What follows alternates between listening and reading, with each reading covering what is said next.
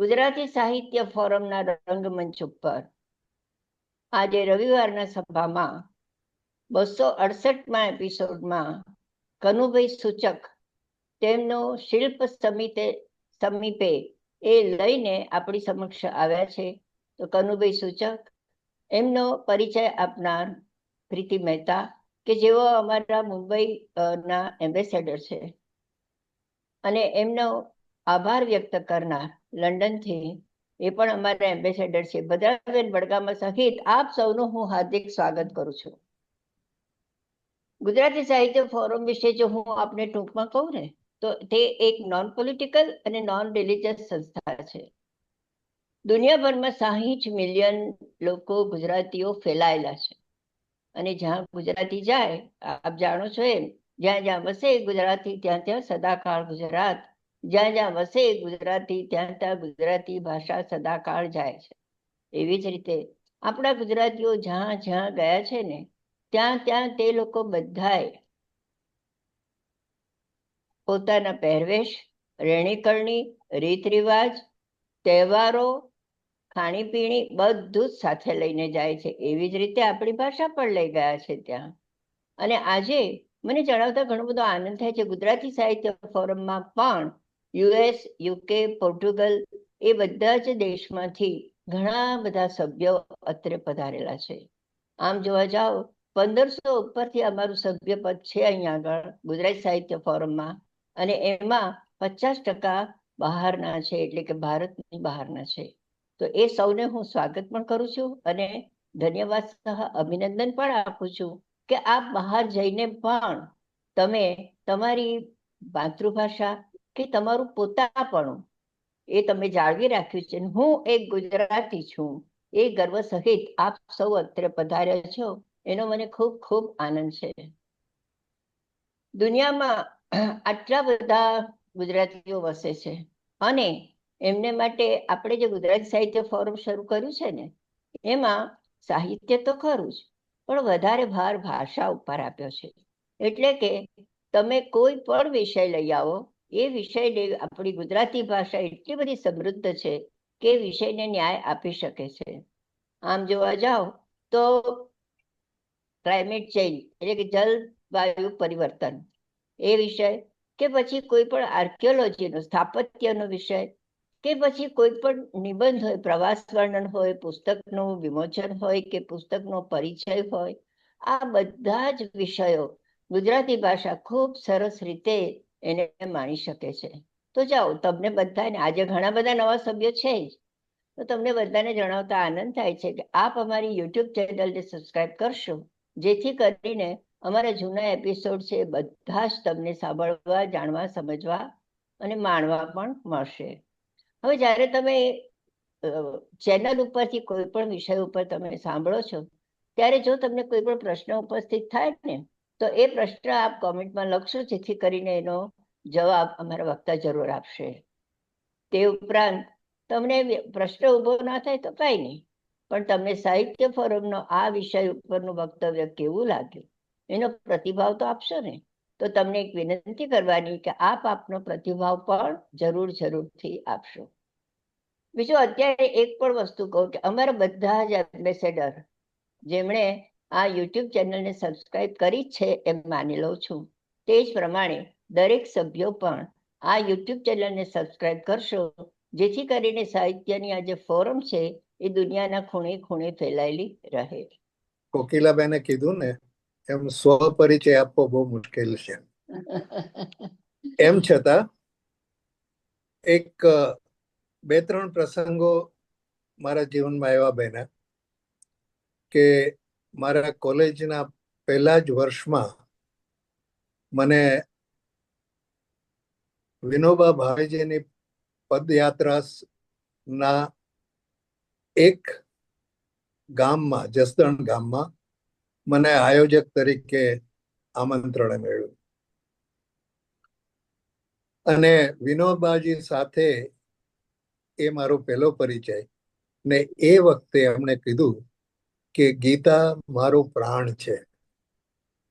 આ વાક્ય મને ગીતાના સંદર્ભો સમજવાની અને એનો ગુહ્યાર્થ જાણવાની તક મળી. આ પછી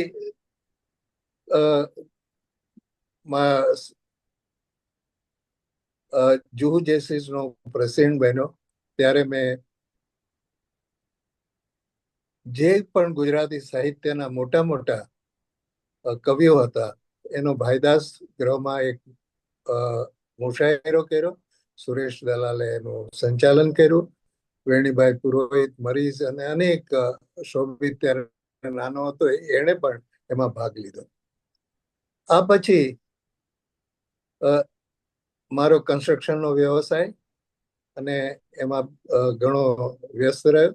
પણ પછી કલા ગુર્જરીની પરિકલ્પના કરી અને કલા ગુર્જરી સંસ્થાની સ્થાપના કરી. અને અત્યારે 26 વર્ષથી રામપ્રસાદ બક્ષી ના ચરણ પાદુકાને સાચવતો હું એમનું સાહિત્ય સંસદ ચલાવું છું, જેમાં દર ગુરુવારે એક સર્જક આવી પોતાનું પઠન કરે છે અને જે લોકો ઉપસ્થિત હોય એનો ભાવક પ્રતિભાવ આપે છે. આ સિવાય વિશેષ કંઈ કહેવાનું રહેતું નથી. પોતાનો જ પરિચય, એનાથી વધારે શું આપી શકાય. સાહિત્ય સંસદને ગુજરાતી સાહિત્ય એકેડમીનું પ્રથમ પ્રાઇઝ મળ્યું છે. પછી મારા શિલ્પ સમીપે પુસ્તકને ગુજરાતી સાહિત્ય એકેડેમી ગુજરાતનું મને શિલ્પ સમીપ માટે પહેલું પ્રથમ ઇનામ મળ્યું છે. એ પછી મારા 3 કે 4 પુસ્તકો છે, જેમાં 2 કાવ્ય સંગ્રહ છે, એક સ્થાપત્ય વિશે પુસ્તક છે, સ્થાપત્ય ગુર્જરી. આ બધા જ પુસ્તકો અત્યારે અપ્રાપ્ય છે. તો મિત્રો, આ મારી ઓળખાણ છે. મારા પત્ની સંસ્કૃતમાં પીએચડી કર્યું છે. એણે રામ નામ ભૂલી ગયો એના ઉપર, એના નાટ્યો ઉપર પીએચડી નો નિબંધ લખ્યો છે. બસ મિત્રો, આ સાથે હવે કોકિલાબેન જો મંજૂરી આપશે તો મારું વક્તવ્ય ચાલુ કરીશ. આપ આપનું વક્તવ્ય શરૂ કરી શકો છો. મિત્રો, આજની બેઠકનો ઉદ્દેશ્ય શિલ્પોની પર્યવેક્ષણા કરવાનો છે. શિલ્પો અને શિલ્પ સ્થાનો જોવા જઈએ ત્યારે ઇતિહાસ, સંદર્ભો અને સંસ્કૃતિને સમજીને જોઈએ તો મૂંગા શિલ્પોની વાચા આપણામાં જે સંક્રમણ કરે તે ભાવની પરિભાષા કરવાનો છે. શાળામાં હતા, વર્ગ સાથે દેલવાડા આબુ પ્રવાસે જવાનું થયું. ત્યાં સ્થાપત્યો જોયા, આંખોમાં અજબનું આશ્ચર્ય, હૃદયમાં પારાવાર જિજ્ઞાસા. એક વાર નહીં, એ અનેક વાર જોયા. કલાનો એ ઉત્તમ આવિષ્કાર. એ માટે પરિકલ્પના અને તેને સાકાર કરનાર શ્રેષ્ઠીઓ, સ્થપતિઓ અને સલાટોને મનોમન વારંવાર વંદન કર્યા. પછી જ્યારે જ્યારે તક મળી ત્યારે કરેલા પ્રવાસોના વર્ષોને શિલ્પ સમીપે ગ્રંથમાં લેખમાળા રૂપે મેં આંક્યા છે. આમ તો કલાના કોઈ પણ અંગને જાણવા કે માણવાની કોઈ શરત નથી. કલાનો સ્થાયી ભાવ આનંદ છે. આ અનુભૂતિ દરેક વ્યક્તિ ભાવકની જુદી હોઈ શકે. ભાવકના સ્વયંનો અભ્યાસ, સંસ્કાર, અનુભૂતિનું પરિમાણ નક્કી કરે છે. વિષય વસ્તુની સમજ કલાના હાર સુધી પહોંચવામાં મદદ કરે છે. એથી વધુ તો હૃદયંગમ પ્રસન્નતાની અનુભૂતિ ચિરંજીવ બની રહે છે. સમગ્ર ભારતના સ્થાપત્યોને મૂળભૂત રીતે જે સંદર્ભ લાગુ પડે છે તેની હવે વાત કરીએ. વેદકાળથી પ્રાકૃતિક તત્વોને એક અહોભાવ અને આશ્ચર્ય ભાવથી જોવાતા. તેની પર વિચાર થતો.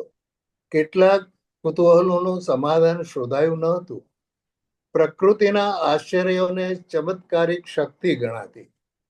કેટલાક કુતૂહલોનું સમાધાન શોધાયું ન હતું. પ્રકૃતિના આશ્ચર્યોને ચમત્કારિક શક્તિ ગણાતી તે તરફ આદર રખાતો, સમય જતા પ્રકૃતિ તત્વોને તાદૃશ્ય કરવા અને ઓળખ આપવા પ્રતીકોનો આધાર લેવાયો અને તેનું નામકરણ થયું. પ્રતીકો પ્રમાણે મૂર્તિઓ બની અને ભય પણ ભળ્યો. પૂજા શરૂ થઈ, ક્રિયાકાંડની શરૂઆત થઈ, મંદિરો બન્યા, ધર્મો બન્યા, વિભાગો થયા અને તેના પણ નામકરણ થયા. બહારથી લોકો આવ્યા, તેઓ પણ આ પ્રક્રિયામાં જોડાયા. બધાના શ્રદ્ધા સ્થળો વિચારાયા અને ત્યાં સ્થાપત્યો બન્યા. શરૂઆતના સ્થાપત્યોમાં ચોક્કસ રચના રીતિ ન હતી. ધીમે ધીમે કલા સાથે ગાણિતિક અને વૈજ્ઞાનિક દ્રષ્ટિનો ઉમેરો થયો.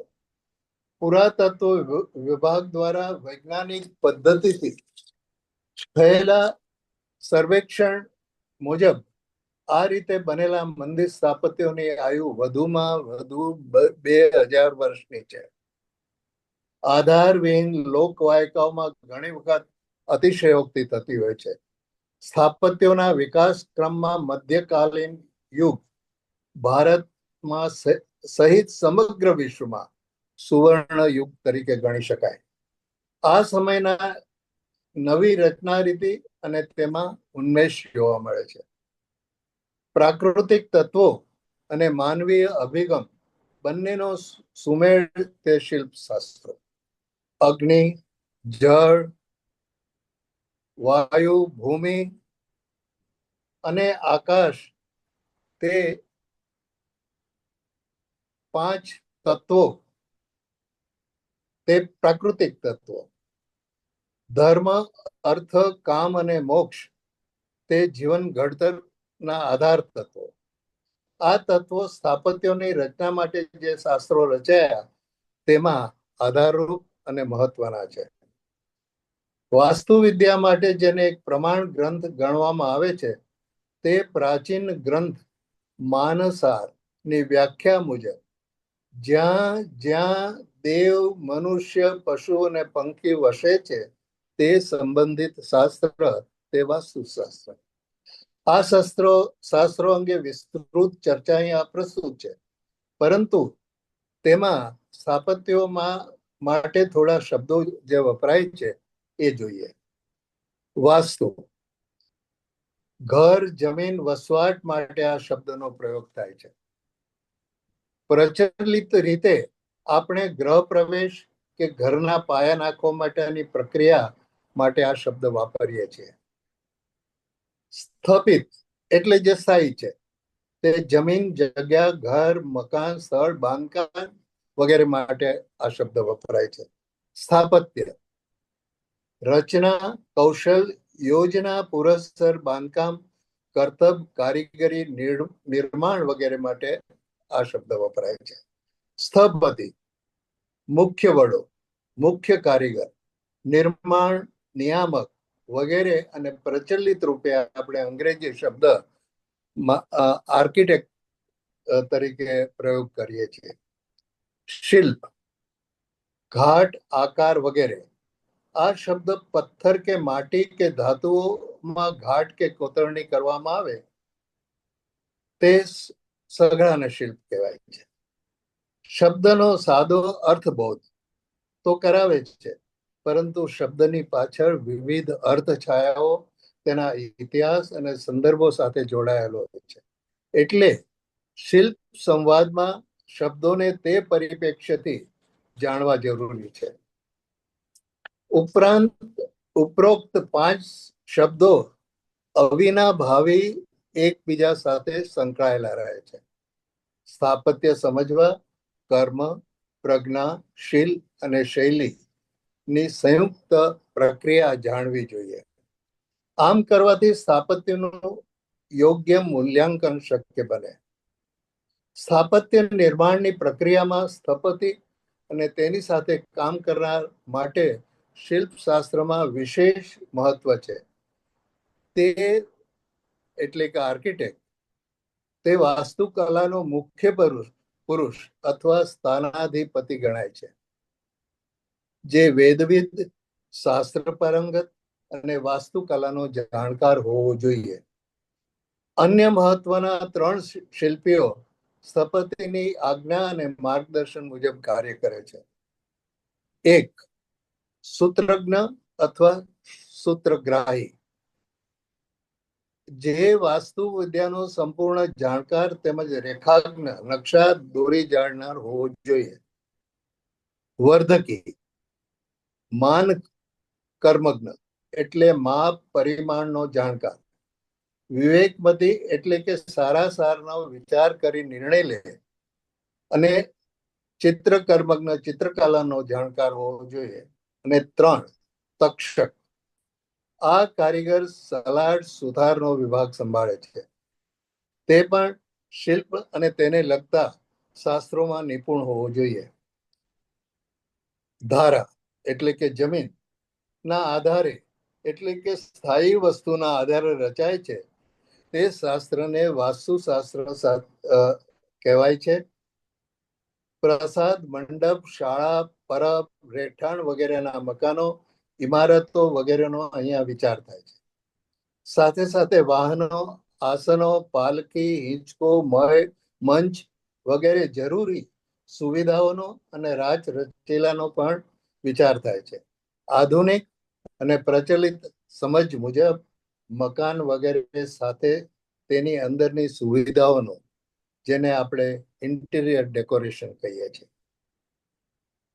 ગામ, નગર, દુર્ગને આનુષંગિક દ્વારા માર્ગ રચના, તેના અટાલક, શેરીઓ, વિભાજનો, વિષમસ્થાનો, પ્રસાદો, હવે દેવમંદિર, મહેલ, ચાતુર્વર્ણ્ય વિભાગ, યજમાનશાળાઓ, ધર્મશાળાઓ, યજ્ઞવેદીઓ, ક્રીડાગ્રહો, તોરણો, પ્રતિમાઓ વગેરેના વિગતવાર નકશાઓ, તેના ત્રિપરિમાણીય આલેખનો, માપ નિર્દેશની વિગતવાર માહિતી અને ચર્ચા વાસ્તુશાસ્ત્રના વિષયો.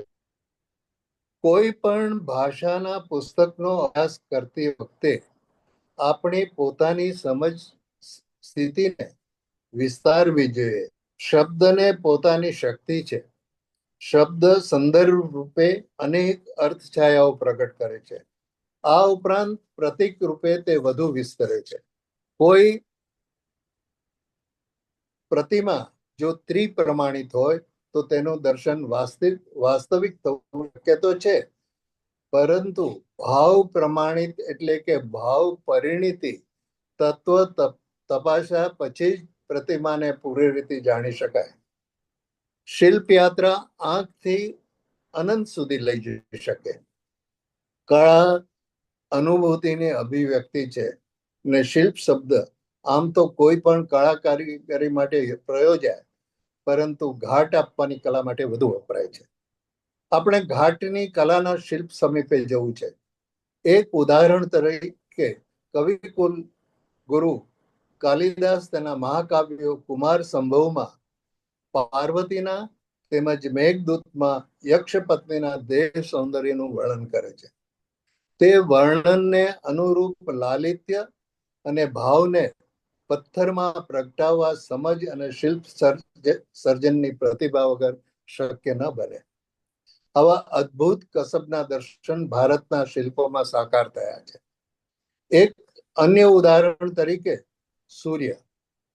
સૂર્ય તો ઉર્જા શક્તિનો ધગધગતો ગોળો છે. તે શક્તિને ઘાટ કેમ આપવો? અહીં પ્રતિકાત્મક સર્જન જ શક્ય છે. મોઢેરાના સૂર્ય મંદિરમાં સૂર્યની મૂર્તિને પ્રચંડ આકાર આપ્યો છે, જે પ્રતિકાત્મક રીતે શક્તિનું સૂચન કરે છે. તેણે સવાર, બપોર અને સાંજમાં ગતિ કરવાની છે, એટલે રથ અને ઘોડાઓ. અહીં 7 ઘોડાઓ 7 દિવસ કે સમય ચક્રનું પ્રતીક છે. સૂર્ય અંધકારના અસુરને ભેદતો નીકળે છે. સૂર્યની ઘણી પ્રતિમાઓમાં સારથી અરુણ સ્વરૂપે ઉષા પ્રત્યુષાની સાથે તીરકામઠાની કોતરણી કરે છે, જે અંધારને ભેદે છે, તેનું પ્રતીક બને છે. સૂર્યની 4 પત્ની છે, તેવું પૌરાણિક સૂચન છે. અને તેમના નામ રાગની, રિક્ષુભા, છાયા અને સૂર્યરોષા. આ પ્રતીક ભૂમિ, આકાશ, સ્વર્ગ, છાયા અને પ્રભા તેજ સાથે અનુસંધાન કરે છે. સૂર્ય સાથે બે પુરુષ આકૃતિ કોતરવામાં આવે છે. આ પુરુષો તે દંડ અને પિંગળ છે. દંડના હાથમાં દંડ છે, જે નિયમ સંચાલન સૂચવે છે. પિંગળના હાથમાં ખડીઓ અને કલમ છે, જે લેખા જોખા રાખે છે. સૂર્યના હાથમાં લગામ છે, તે સમસ્ત જગતના સંચાલનાનું કામ કરે છે. સૂર્યરથ ઉપરનો સિંહધ્વજ ધર્મ સૂચવે છે. ઘણા સૂર્ય મંદિરોમાં સૂર્ય લશ્કરી પોશાકમાં બખ્તર, હથિયાર અને મોટા ગમબૂટ જેવા ભારે અને ઊંચા પગત્રાણ ધારણ કરેલ બતાવેલ છે. ઘણા તેને વિદેશી અસર પણ ગણાવે છે. આવો કલા સમન્વય ભારતના અનેક સ્થાપત્યોમાં દ્રષ્ટિગોચર થાય છે. ઘણા મંદિરોમાં સૂર્યને કમલાસન પર આરૂઢ અને ચતુર્ભુજ પણ બતાવ્યા છે. પૌરાણિક સાહિત્યમાં વિષ્ણુ, શિવ, બ્રહ્મા, ગણેશ, વરુણ, ઇન્દ્ર, સરસ્વતી, લક્ષ્મી, પાર્વતી વગેરે પાત્રો છે. રામાયણ, મહાભારત જેવા મહાકાવ્યોમાંથી કાલિદાસ અને અનેક સાહિત્યકારોએ કરેલા વિવિધ ચિત્રણથી આપણું સાહિત્ય સમૃદ્ધ છે. આ વિવિધ સાહિત્યનો આધાર લઈ કલાકૃતિઓનું નિર્માણ પણ સ્વાભાવિક રીતે જ વૈવિધ્ય ધરાવે છે. આ ઉપરાંત કલાનો સંબંધ જીવન સાથે છે. જે કલા જીવન સાથે અનુસંધાન ન કરે તે સનાતન તત્વથી દૂર જ હોય. અને એથી જ જીવન વ્યવહારમાં રોજબરોજના અનુભવોને પણ કલાકાર પોતાની સમજ અને જ્ઞાનના વ્યાપ મુજબ કલામાં ગૂંથતા હોય છે. જે સત્વ પ્રગટ કરે અને અસત્વની ઓળખ આપે તેવી જ કલાકૃતિઓ સનાતનતા અને અમરત્વ પામી છે. ભારત જૂના સ્થાપત્ય દ્વારા સિદ્ધ થયું છે કે સમાજમાં વિકૃતિઓ હશે, પરંતુ કલાકારની એ પ્રવૃત્તિ નથી. અભિવ્યક્તિ કલાકારની સ્વતંત્રતા છે, પરંતુ સારના વિવેકની તેની પર મર્યાદા પણ છે. ધર્મ કે નીતિનો આ નિયમ નથી, આ શિલ્પ કલાનો નિયમ છે. ભારતીય સ્થાપત્યોમાં શારીરિક સૌષ્ઠવ ઉપરાંત શિલ્પમાં એક અભિજાત, ધીર, વીર, લલિત ભાવનું પ્રાગટ્ય થતું દેખાય છે. સૌંદર્ય બોધ ઉપરાંત આનંદથી મુકુલિત પ્રશાંત મુખમુદ્રા આધ્યાત્મિક સ્તરે લઈ જાય છે. તે ભારતીય શિલ્પોની વિશિષ્ટતા છે. બુદ્ધ અને મહાવીરના શિલ્પો આ સિદ્ધ કરે છે. આ અનુસંધાનમાં મંદિરોમાં મૈથુન શિલ્પ વિશે તર્ક કરવામાં આવે ત્યારે કલાના જીવન સાથેના અનુસંધાનની અને પ્રતિકાત્મક સિદ્ધાંતની વાત પણ યાદ રાખવી જોઈએ. આ અંગે ઉદાહરણ સાથે વિગતવાર જોઈએ. મનુષ્ય માત્રની પ્રવૃત્તિનો આધાર 4 પુરુષાર્થ છે: ધર્મ, અર્થ, કામ અને મોક્ષ. મનુષ્ય વૃત્તિનું તે નિદર્શન 9 રસમાં છે. આ પ્રવૃત્તિ અને વૃત્તિ તે જીવન છે. જે છે તેની વાત કરવાની હોય ત્યાં શિલ્પકલા તેને છોછ વગર રજૂ કરે છે, પરંતુ કલામય રીતે અને ઉત્તમ રીતે કહે છે. 4 પુરુષાર્થને અનેક મંદિરોમાં નિર્દંભ રીતે કોતરવામાં આવ્યા છે. કર્મની ગતિનો સૂચનાત્મક ધર્મ એ જીવનનો આધાર છે. સહસ્ત્ર ફેણ ફેલાવી પોતાના મસ્તક પર પૃથ્વીને ધારણ કરતા શેષનાગના પ્રતીકથી જવાબદારી ધર્મની સમજ અપાય છે. શિલ્પ મંદિરના પાયાની ઉપરના થર પર પ્લિન્થ ઉપર જે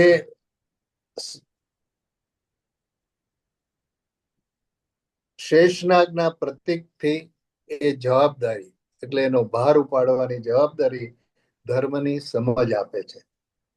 આવું શિલ્પ મંદિરના પાયાની ઉપરના તલથર પર કોતરેલું હોય છે.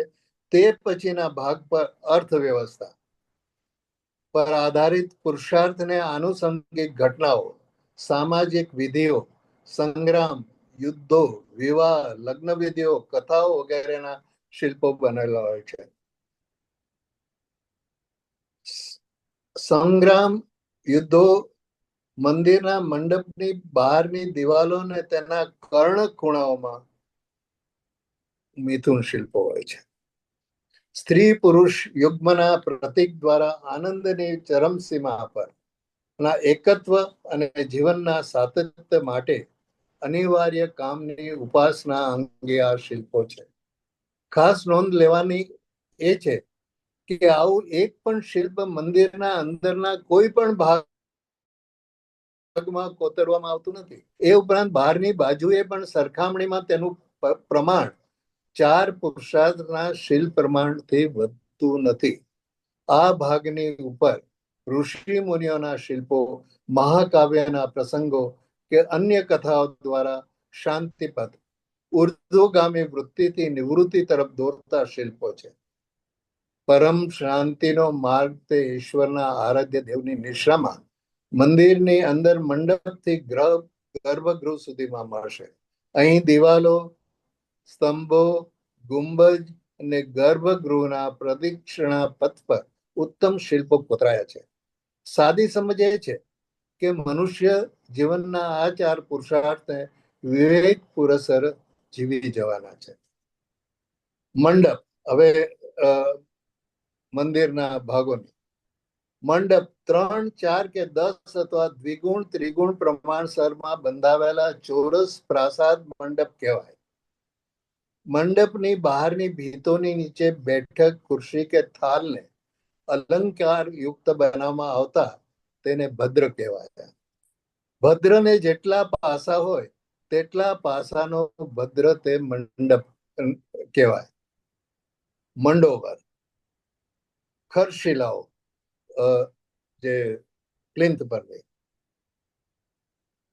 પરની ઉપર જતી ભીતોના ભાગને મંડોવર કહેવાય. કુંભ કે લોટાના આકારની જેમ નીચેથી પહોળો ને ઉપર તરફ જતા પ્રમાણસર સાંકડો બનતો જાય છે અને તેનો છેવટનો ભાગ શિખર કહેવાય છે. આ શિખરોની રચના માટે વાસ્તુકલામાં ઊંચાઈ અને પહોળાઈના પ્રમાણમાં 24 જાત વર્ણવી છે. તેની ઉપર કળશ અને ધજા મુકાય છે. મંડોવરની ભીતોમાં વાતાવરણની વ્યવસ્થા હોય છે, હવાની આવન જાવન ને પ્રકાશની. ગવાક્ષ, છાજલી, છજ્જા, કંદોરો, કેવાલ, કાંગરી, જંગાની રચના કરવામાં આવે છે અને તેને કલામય કોતરણી અને પ્રતિમા શિલ્પોથી સજાવવામાં આવે છે. સ્તંભ, સાદી ભાષામાં થાંભલા કે કોલમ.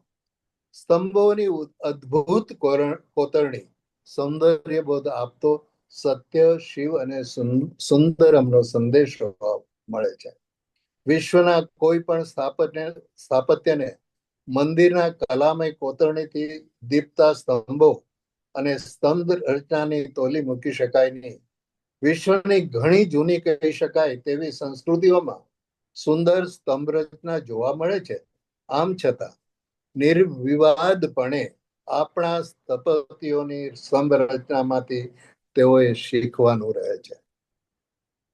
પ્રવેશ દ્વાર, ઉમરો અથવા ઉદુંબર કહે છે. ઉંબરની બહારની બંને બાજુએ કીર્તિમુખ અને વચમાં ઉંબરની ઊંચાઈ જેટલું જ ઊંચું અર્ધ ગોળાકાર મૃદુંગ હોય છે. તેના દર્શની ભાગ દેખાય તે ભાગમાં કોઈ કોતરકામ હોય તેને મંદારક કહે છે. મંદારકની આગળ એક અર્ધ ગોળાકાર પગથિયું હોય છે, તેને અર્ધચંદ્ર કહે છે. ગર્ભગૃહ, ઈષ્ટદેવનો દરબાર ગર્ભગૃહ અત્યંત સાદો છે. અહીં મનુષ્ય સર્વાંગ સંપૂર્ણ સમર્પણની ભાવનાથી પ્રવેશે છે.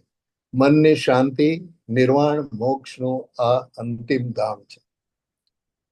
ભારતના પ્રાચીન ગ્રંથોમાં શિલ્પ નિર્માણ અંગે નોંધપાત્ર માહિતીઓ મળે છે. ઉત્તર અને મધ્ય ભારતના મંદિર સ્થાપત્યોમાં દક્ષિણ ભારતના મંદિરના સ્થાપત્યોની રચના રીતિમાં નોંધનીય તફાવત તેની શિખર રચના રીતિમાં છે. નાગરી રચના રીતિના આચાર્ય સ્થપતિ વિશ્વકર્મા અને દ્રવિડ રચના રીતિના આચાર્ય સ્થપતિ તરીકે મય દાનવની ઓળખ છે. નાગરી શૈલીના ગ્રંથોમાં વિશ્વકર્મા, વાસ્તુશાસ્ત્ર, સમ્રાંગણ, સૂત્રધાર અને અપરાજિત પૃછા મુખ્ય છે. જ્યારે દ્રાવિડ શૈલી માટે માનસાર, મયમત, શકલાધિકાર, અશુમદ ભેદાગમ અને શિલ્પરત્ન મુખ્ય છે. આ ઉપરાંત પ્રતિમા નિર્માણ અને શિલ્પ નિર્માણ અંગે વિસ્તૃત માહિતી જ્યોતિષ શાસ્ત્રોમાં વરાહમિહિરના બૃહદ સંહિતા અને કૌટિલ્યના અર્થશાસ્ત્રમાં પણ મળે છે. આ સિવાય મૂર્તિ વિધાન અંગે જુદા જુદા ધર્મોના જુદા જુદા ગ્રંથો 5 રાત્ર દીપિકા, વિશ્વકર્માવતાર, રૂપાવતાર, શિલ્પસાર, શિલ્પરત્ન, દેવતા શિલ્પ, મૂર્તિ લક્ષણ, ચિત્ર લક્ષણ વગેરેમાં વિપુલ સામગ્રી ઉપલબ્ધ છે. ભારતના પૂર્વ, પશ્ચિમ, ઉત્તર અને દક્ષિણ બધા જ પ્રદેશોમાં શિલ્પોના કદની સપ્રમાણતા, અભિવ્યક્ત રેખાઓનું સામંજસ્ય અને વૈવિધ્ય સમાન રીતે વ્યાવર્તક લક્ષણ બની રહ્યું. ખરા અર્થમાં ભારતમાં પ્રશિષ્ટ સ્થાપત્ય અને શિલ્પકળાનો કાળ અહીંથી શરૂ થાય છે. અંશમૂર્ત, તાદૃશ્ય અને ત્રિપાર્શ્વ દર્શનની રીતના આડોક છે. અંશમૂર્ત, તાદૃશ્ય અને ત્રિપાર્શ્વ દર્શનની રીત.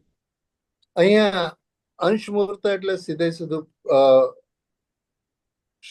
શિલ્પ સ્તંભ ઉપર અથવા તો ભીત ઉપર લગાડવામાં આવે છે. તે તાદૃશ્ય તમે આડા દેખાવ છો, આમ કરવું પડશે. હા, ફોન આડો કરવો પડશે.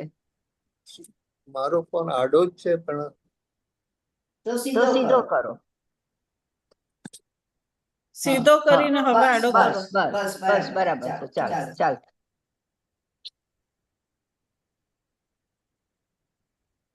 આ સમયના બૌદ્ધ શિલ્પોમાં ગુફા શિલ્પો, જાતક કથાના શિલ્પો, ઘટના પ્રસંગ શિલ્પો, સ્તૂપો દ્વારા અદ્ભુત કલા વૈવિધ્ય સદાયું.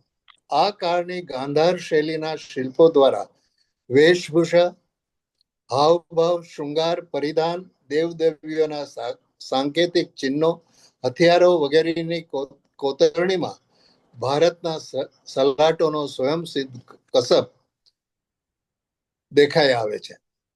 મથુરા શૈલી, શૃંગી શૈલી, દક્ષિણના શૈલગ્રહો, બ્રાહ્મણ ધર્મના શિલ્પો, જૈન ધર્મના શિલ્પો, સાંપ્રદાયિક અને અસાંપ્રદાયિક શિલ્પો, નારી શિલ્પોમાં નારી મનોગત વૈવિધ્ય વગેરે આ સમયનું પ્રદાન છે. ઈસવીસન 350 થી 550 સુધીનો ગુપ્તકાળના પ્રશિષ્ટ શિલ્પોનો કાળ આવે છે. તે સમયની આખા દેશમાં પ્રસરેલી શિલ્પકલા ગુપ્ત શૈલીના નામે ઓળખાય છે. આ કાળમાં શિલ્પકલા તેની પરિપક્વતા અને પરિપૂર્ણતાની ચરમ સીમાને સ્પર્શતી લાગે છે. આ કાળના સ્થપતિઓ અને સલાટાનો કસબ સૌંદર્ય અભિગમથી ઉદાત્તથી ઉર્ધ્વગામી તરફનો રહ્યો છે. સૌંદર્ય દર્શન અને તેના માર્ગદર્શન સિદ્ધાંતોના ઘણા ગ્રંથો આ સમય રચાયા. કવિકુલગુરુ કાલિદાસ અને તે સમયના અન્ય સાહિત્ય સ્વામીઓએ સાહિત્ય દ્વારા અને સ્થપતિ સલાટોએ શિલ્પ નિર્માણ દ્વારા સૌંદર્યની મહત્તા સ્થાપિત કરી. માનવ મનમાં પ્રેમ, ઉલ્લાસ અને આનંદનો સંચાર કરનાર સૌંદર્યને ઓળખ આપી. આ સમયના શિલ્પોમાં અંગ ઉપાંગમાં પ્રમાણ સાયુજ્ય, અભિજાત્ય, લચક, કમનીયતા, સુરુચિપૂર્ણ વેશ પરિધાન, શૃંગાર અને શણગારનો ઉન્મેષ દેખાય છે. વ્યક્તિત્વને ઓળખ મળી છે. અનુગુપ્ત અનુગુપ્તકાલીન કલાનો કાળ ઈસવીસન 550 થી 700 સુધીનો ગણાય. આ સમયના શિલ્પોમાં દેવ દેવીઓ, બુદ્ધો, બોધિસત્વો, તીર્થંકરો, યક્ષ, અક્ષિણીઓ, રાજા રાણીઓ વગેરે શિલ્પોને અધિક મહત્વ મળ્યું. આ પછીનો સમય ઈસવીસન 700 થી 1000 સુધીનો છે, જે પાલ, પ્રતિહાર અને રાષ્ટ્રકુલની શિલ્પ કલાનો છે. આ કાળમાં મનુષ્ય જીવનને પરિમાણ આપતા સમય તરીકે પણ ઓળખી શકીએ. માનવ આ કાળમાં શંકરાચાર્યનું મનુષ્ય વિશેનું આ દર્શન ઉલ્લેખનીય છે. તેમણે માનવ જીવનની પ્રતિષ્ઠા દર્શાવતા કહ્યું, અવતરણ: મનુષ્ય 3.5 હાથના પરિમિત દેહમાં સીમિત શક્તિ ધરાવતું પૂતળું નથી. એ તો બ્રહ્મ અને આત્માના એકતાનો અધિકારી છે. અવતરણ પૂરું. આ બ્રહ્માત્મા એક્ય ભાવે જીવનને નવી દ્રષ્ટિ આપી અને સામાજિક અંગોમાં નવા શક્તિ સંચારનું કારણ બની ગયું. સ્વાભાવિક રીતે જ આ ભાવનાની અસર શિલ્પ નિર્માણમાં પણ દ્રષ્ટિગોચર થવા લાગી. ઈસવીસન 1000 થી 1300 કાળમાં વિકાસ, અસર અને પ્રતિકૃતિના સર્વાંગી સમન્વયનો કાળ ગણી શકાય.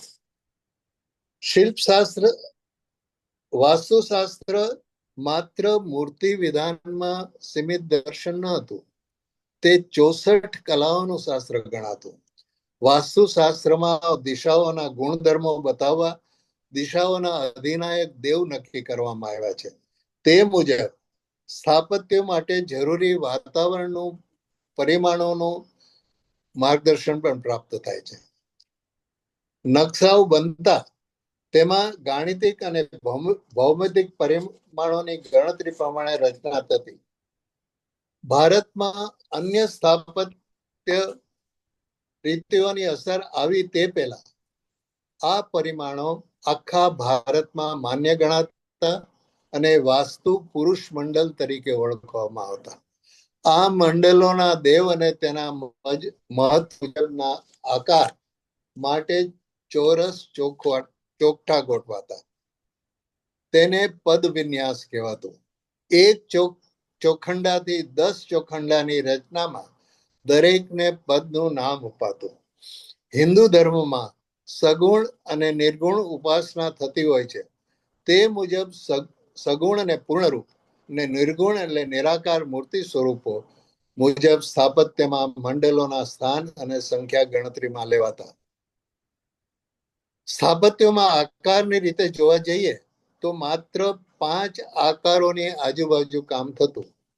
આ 5 આકારો તે ચોરસ, લંબચોરસ, નળાકાર, ગોળ અને અષ્ટકોણ.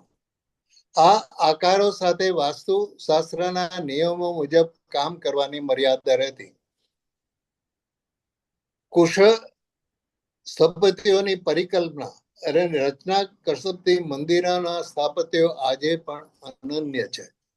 હજારો વર્ષથી મંદિરોના નિર્માણમાં આ શાસ્ત્રે મહત્વનો ભાગ ભજવ્યો છે. મંદિરોએ સ્થાપત્ય સંસ્કૃતિના વિકાસમાં મહત્વનું યોગદાન આપ્યું છે.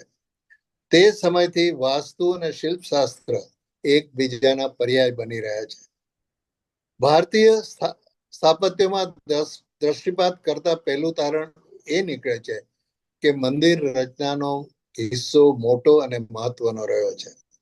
અને બીજું તારણ એ છે કે દેશકાળ અને સ્થળના અપરિમેય ભેદ છતાં આપણા ભારત દેશનો સાંસ્કૃતિક દેહ અજબની યક્યતા દાખવે છે. આપણા મંદિર સ્થાપત્યોમાં જુદી જુદી રચના રીતિ, જુદા જુદા સ્થળ, જુદા જુદા શાસનો અને જુદી જુદી ધાર્મિક માન્યતાઓ છતાં તેમાં મુખ્ય રચના સિદ્ધાંતની એકતાના દર્શન થાય છે. જુદા જુદા પ્રદેશના જુદા જુદા શાસકો અને ઐતિહાસિક સમયકાળની દ્રષ્ટિએ ગુપ્ત અને પ્રતિહાર વંશે ઉજ્જૈનમાં પાલ વંશે, પૂર્વમાં બંગાળ બિહારમાં, ચંદેલા વંશે મધ્યપ્રદેશમાં અને સોલંકી વંશે ગુજરાતમાં અનેક સ્થાપત્યો રચ્યા. દક્ષિણ ભારતમાં પલ્લવ, ચોલા, પાંડ્યન, ચેરા, ચાલુક્ય અને વિજયનગરના શાસકોનો ફાળો મહત્તમ છે. જેમાં પલ્લવોને દ્રાવિડિયન સ્થાપત્યના સ્થાપક ગણી શકાય. તેનો શાસનકાળ 6મી થી 9મી સદી સુધીનો છે. તે સમયમાં અખંડ ખડક પથ્થરમાંથી બનાવેલા મહાબલીપુરમ, કાંચીપુરમ ના સ્થાપત્યો અને રથ રચનાઓ ઉલ્લેખનીય છે. મંદિરો લગભગ શિવ સમર્પિત હતા. ઈંટ ચૂનાના ઉપયોગ વગર મંદિરોની આ રચના થઈ છે. દેવોની વિશાળ ને ઊંચી પ્રતિમાઓની અભૂતપૂર્વ રચનાઓની શરૂઆત કરનારા પલ્લવ રાજાઓ હતો. દ્રાવિડીયન સ્થાપત્યો તામિલનાડુ, આંધ્ર, કેરાલા અને કર્ણાટકમાં જોવા મળે છે. તે ઉપરાંત શ્રીલંકા, માલદીવ તેમજ ઉત્તર પૂર્વ અને દક્ષિણ પૂર્વના પ્રદેશોમાં જોવા મળે છે. અંત તરફ જતા પહેલા આપણા આદરણીય અને મૂર્ધન્ય કવિ શ્રી ઉમાશંકર જોશીનું આ કાવ્ય વાંચીએ. શત્રુંજય તારંગા ઈડર પાવાગઢ ગિરનાર, શિખરે શિખરે દેવ મંદિરો સૂર કથા રસસાર, ગિરી જંગલે વીર ડણકતો સિંહ અવય ઉલ્લાસ, રંગપુર લોથલ ને ટીંબે ગુંજે ગત ઇતિહાસ, રુદ્રમાળ વડનગરના તોરણો કુંભારિયા મોઢેરા, મસ્જિદ મહેલે ડભોઈ દ્વારે સુંદરતાના ડેરા, ધન્ય ભૂમિ ગુજરાત ધન્ય હૈ, ધન્ય ગિરા ગુજરાતી, કૃષ્ણ ચરણ રજ પુનિત ધરા, આ ગાંધી ગીરા ગુજરાતી. સૈકાઓ જૂના ભૂતકાળને વર્તમાન સાથે અનુસંધાન સાધી આપતા આપણા શિલ્પ સ્થાપત્યના અમર વારસાના ઉલ્લાસની ગૌરવ ગાતા કવિઓને વંદન કરીએ. જ્યાં પગ મૂકે ત્યાં ગુજરાત બનાવી દેવાની ક્ષમતા ધરાવતા ગુજરાતીઓ દેશ પ્રદેશમાં ગમે ત્યાં હોય, માં ગુર્જરીની ગ્રહ કુંજો કદી વિસરતા નથી. જગવાડીને સુફલિત કરે છે. જે જરૂર જણાય કે અભાવ જણાય છે તે આપણા ખાસ નોંધ લેવા જેવી છે. આપણે આપણા સ્થાપત્ય સમૃદ્ધિના વારસાની અવગણના કરીએ છીએ. ધર્મ અને સાંસ્કૃતિક વારસાનો ગર્વ લઈએ છીએ અને તે માટે મસ્ત મોટા દાન પણ આપીએ છીએ. આપણા ગર્વને જેણે આધાર આપ્યો છે તે આપણા શિલ્પો છે. નવા મંદિરો બને છે અને તે ભૂતકાળના વારસાને અનુરૂપ રચના પણ થાય છે, અત્યંત સુંદર થાય છે. પરંતુ નવોન્મેષનો ઉલ્લાસ ભૂતકાળની અવગણનાનું કારણ ન બને. સુંદરતાના ડેરાઓ ધૂળમાં રગદોળાય છે. જે સ્મારકોની અનન્ય જાળવણી કરવી જોઈએ તેના આંગણામાં આપણે મિજબાનીઓ કરીએ છીએ, અજીઠા ફેંકીએ છીએ. સરકાર હવે જાગૃત થઈ છે, પુનઃનિર્માણ અને સાચવણની વ્યવસ્થા થાય છે, પરંતુ આપણે મૂક બધિર પ્રેક્ષકો બની રહીશું. ગુજરાતે સદીઓથી સૂર્યદેવના આધારે છે, આરાધ્યા છે. આપણે ગાયત્રી મંત્રનો જપ કરીએ છીએ તે તેજોમયની પ્રાર્થના છે. પૃથ્વી, અંતરિક્ષ અને સ્વર્ગમાં જે પ્રશંસનીય છે તે જ વ્યાપેલું છે. દેહ, મન અને આત્માને જે ઉજ્જવળ કરે છે તે કલ્યાણકારીનું મેં ધ્યાન ધરીએ છીએ. તે જ અમારી બુદ્ધિને પ્રેરો. મિત્રો, શિલ્પો અને સ્થાપત્યો એ ઇતિહાસ, સમય અને માનવ સંસ્કૃતિને સંગોપતી મૌન વાણી છે. આપણી અસ્મિતા છે. આપણે અભ્યાસથી એ મૌન વાચા ઉકેલવાની છે. શિલ્પો પાસે જઈએ પ્રયત્ન કરી ગર્વ, આનંદ અને પ્રાપ્તિનો પરિતોષ આપશે. મિત્રો, આ મારા વાંચનથી કોઈને પણ પ્રેરણા મળી હોય તો એ મારું સદભાગ્ય ગણીશ. મારી ભાવનાને વ્યક્ત કરવાની તક આપવા બદલ ગુજરાતી સાહિત્ય ફોરમ, શ્રી કોકિલાબેન ચોકસી, સુશ્રી અલકાબેન ગાંધી, શ્રી ભદ્રાબેન વડગામા અને સુશ્રી રિંકી ચોકસીનો હૃદયપૂર્વક અભિવાદન કરી આભાર માનું છું. અસ્તુ મિત્રો. ખૂબ સરસ. આપે તો શિલ્પ વિશે ઘણું બધું જણાવી દઉં કે કયા શબ્દોના કયા કયા અર્થો થાય છે અને એ શબ્દો કેવી રીતે વાપરવામાં આવે છે. ખૂબ સરસ રીતે. હવે કૌશલ ચોકસીને પ્રશ્ન છે, એમને વિનંતી કે તેઓ પ્રશ્ન રજૂ કરે. નમસ્તે કરુભાઈ. નમસ્તે.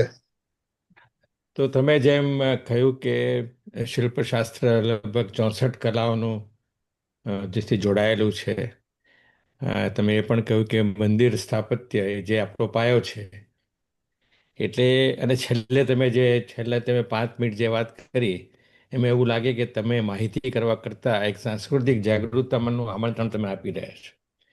તો એના અનુસંધાનમાં મારો પ્રશ્ન એ છે કે પ્રાચીન મંદિર કળા અને આધુનિક ભારતની ઓળખ એ વચ્ચેની સતતતા કેવી રીતે જાળવવી જોઈએ? કૌશિકભાઈ ને?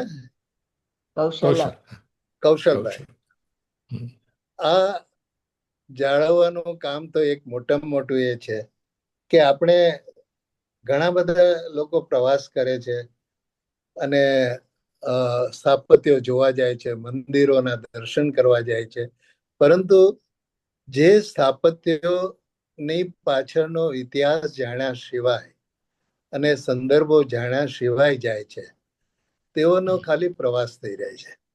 એક આપણે સાદું ઉદાહરણ આપું કે આપણે આપણા માત પિતાની મૂર્તિની સામે જોઈએ અને એને વંદન કરીએ ત્યારે માત પિતા શું હતા એ આપણા મનમાં સંક્રમિત હોય છે અને એ સાથે આપણે વંદન કરીએ છીએ, તો એનો એ મહિમા છે. પરંતુ જ્યારે આપણે સ્થાપત્યો પાસે જાણ્યા વગર જઈએ અને આપણી પાસે ઘણું બધું ઉપલબ્ધ છે જાણવા માટે અને એ જાણીને જઈએ તો મને લાગે છે કે આ પ્રવાસો, અને મેં જોયું છે કે આપણે અડાલજની વાવ પાસે બરાબર કે ત્યાં લોકો એકઠા થાય, આંગણામાં નાસ્તા વાસ્તા કરે અને અજીઠા ત્યાં ફેંકીને નીકળી જાય.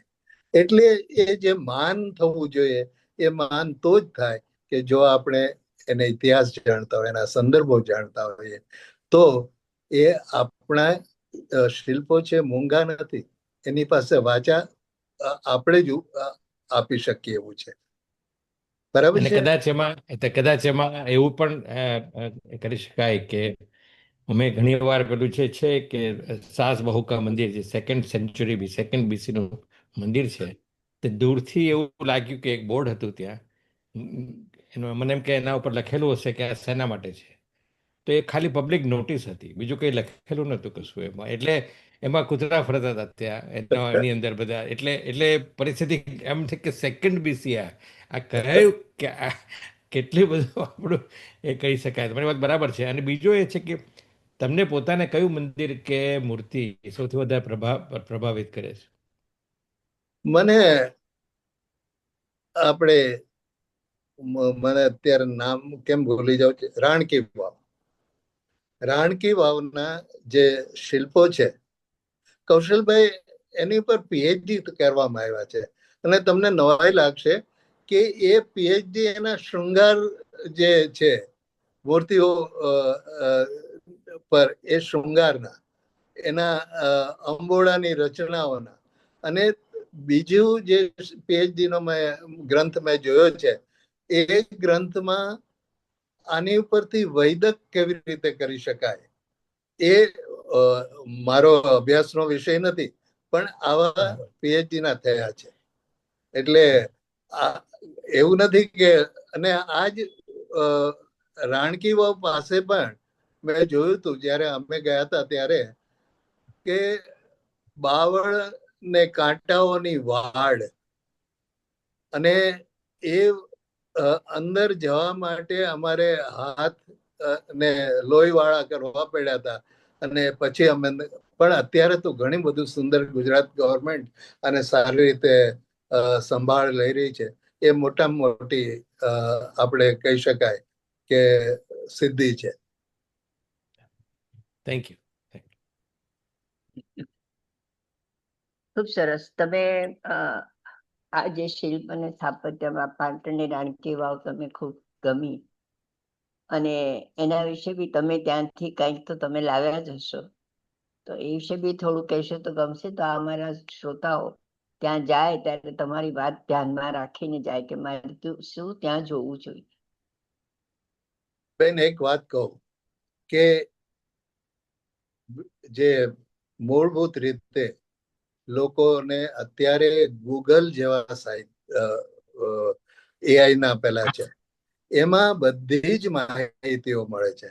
ઇવન જે એટલે ઘણી વાર શું થાય છે કે આપણે સીધું ક્યાંય મળી જતું એ બહુ સારું, પણ પોતાનો અભ્યાસ કરવો જોઈએ.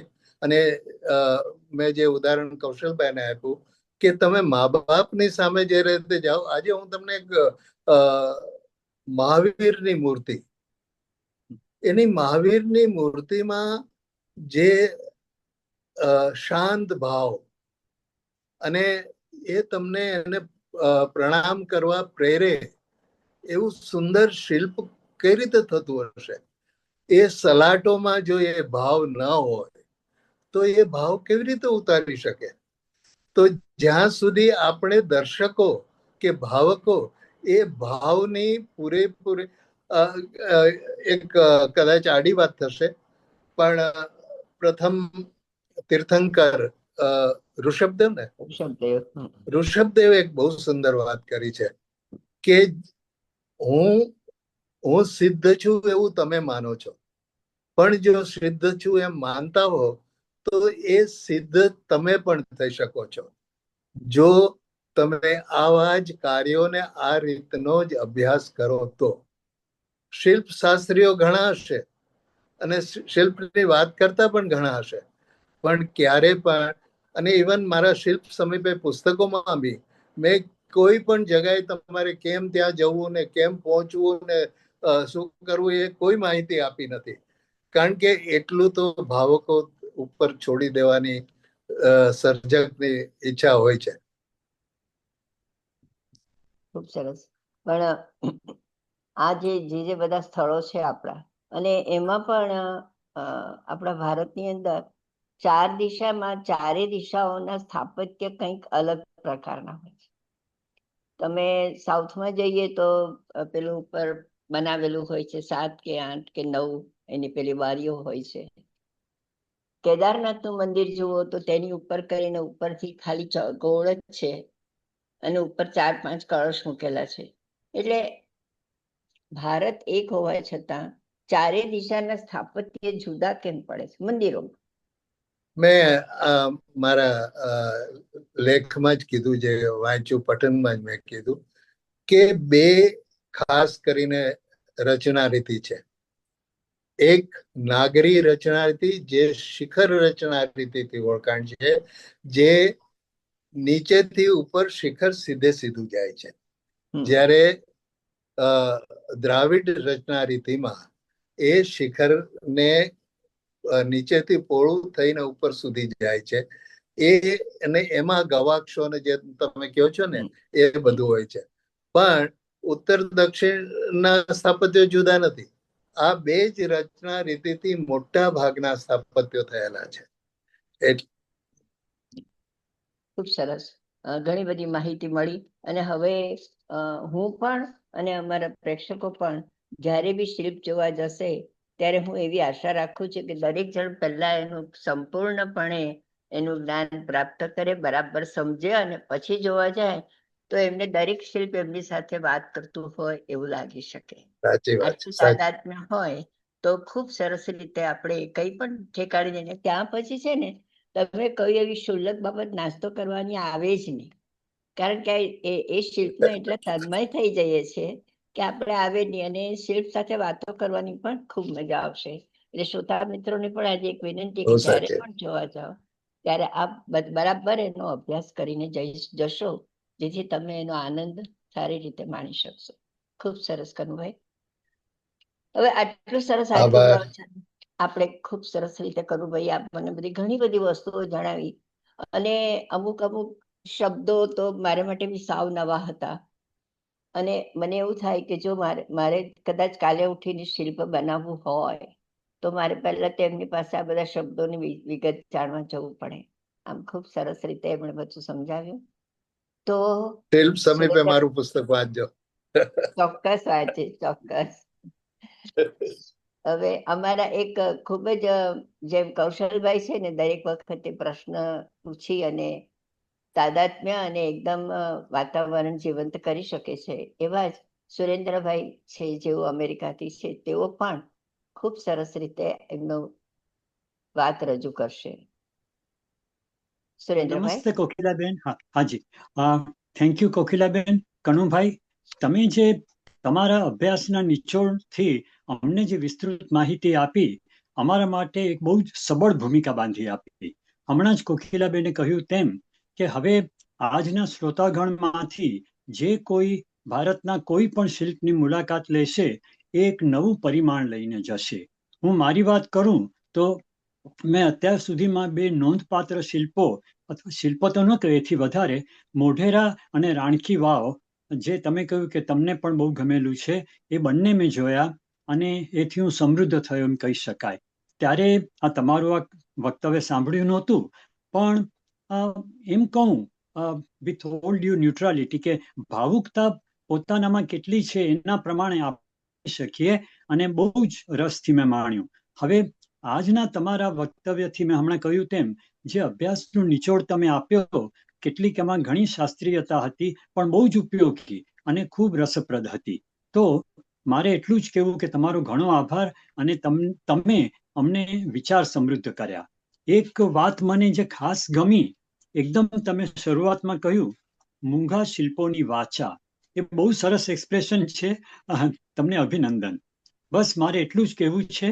અને હવે થોડો પુનરાવર્તનનો દોષ વહોરી લઈને કહું કે ફરીથી કોકિલાબેને કહ્યું તેમ હું અમેરિકા રહું છું, થોડે વખતે ભારતની મુલાકાતે આવું તો હવે કોઈક પણ મંદિરમાં કે એવા સ્થાપત્યની મુલાકાતે જઈશ ત્યારે તમારું આ બધું will be at the back of my mind અને એ વિચારે હું નવી દ્રષ્ટિથી જોઈ શકીશ.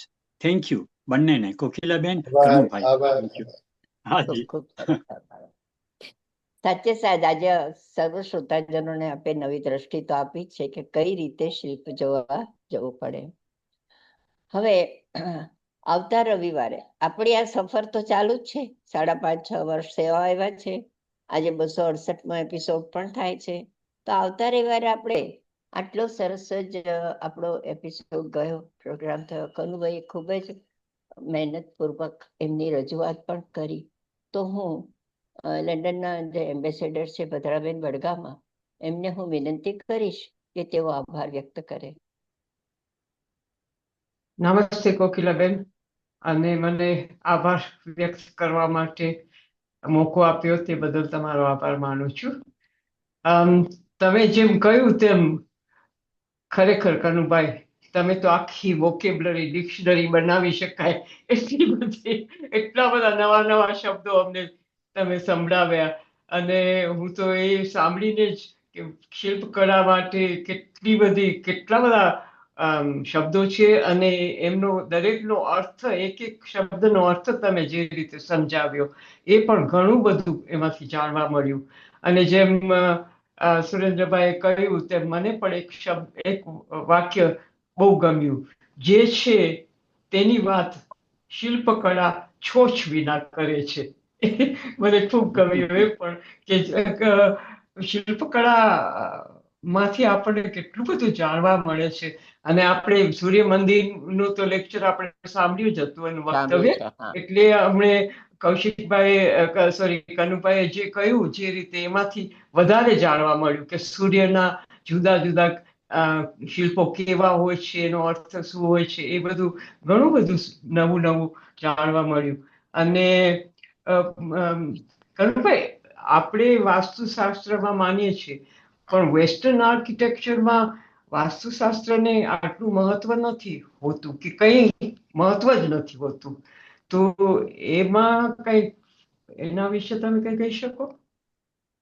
ભદ્રાબેન, વાસ્તુશાસ્ત્ર છે એ જેમ નામ શાસ્ત્ર છે એ પ્રમાણે એમાં બધી વસ્તુઓ અત્યારે આપણે જે વાસ્તુશાસ્ત્રને માનવાની વાત છે ને, એ તો બધું એને બહુ પોકળ નહીં કહું, પણ એ શાસ્ત્રની આ વાત શાસ્ત્ર નથી. એ શાસ્ત્ર એ છે કે જેમાં બધી જાતના શિલ્પો અંગે કઈ રીતે ઘાટ ઘડવા, કઈ રીતે એનું નિર્માણ કરવું, એ નિર્માણ વખતે રાખવાના જે ધ્યાન રાખવાનું, જે ગાણિતિક અને પ્રામાણિક અને એને સાથે સાથે અનુભૂતિ, ભાવ સંક્રમણ, એ કઈ રીતે કરવા, એ વાત વાસ્તુશાસ્ત્ર એટલે અત્યારે જે વાસ્તુશાસ્ત્રના પ્રચાર ચાલે છે એમાં હું માનતો નથી. એનો તમને વાસ્તુશાસ્ત્રની એક વાત કહું કે મેં મંડલોની વાત કરી. એ મંડલો જે છે એ એમ કે સૂરજની અને પૃથ્વીની પ્રદક્ષિણાની રીત છે, એમાં કેટલા અંશે ફેરફાર થાય છે. એના અંશ એટલો બધો ઓછો છે ને એ ફેરફાર થવાનો જે સમય છે એ એટલો બધો છે કે 9 મહિના સિવાય પણ આપણે જીવી શકીએ.